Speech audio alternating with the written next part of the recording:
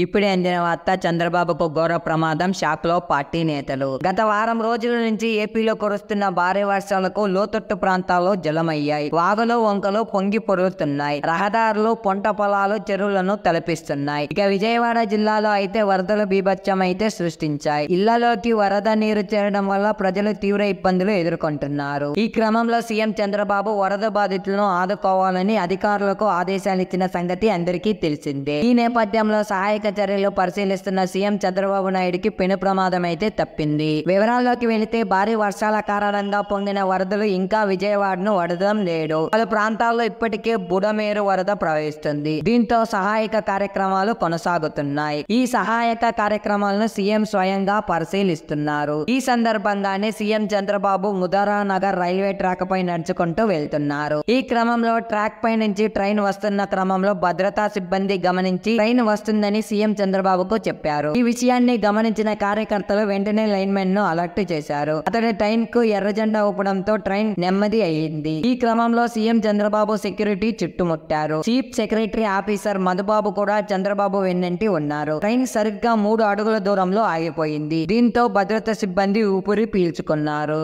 So ఇదే మనకు latest గా వచ్చిన అప్డేట్ ఫ్రెండ్స్. ఇలాంటి లేటెస్ట్ అప్డేట్స్ కోసం మన ఛానల్ ని ఇప్పుడే సబ్స్క్రైబ్ చేసుకోవడం మర్చిపోకండి. Thanks for watching. జై న్యూస్.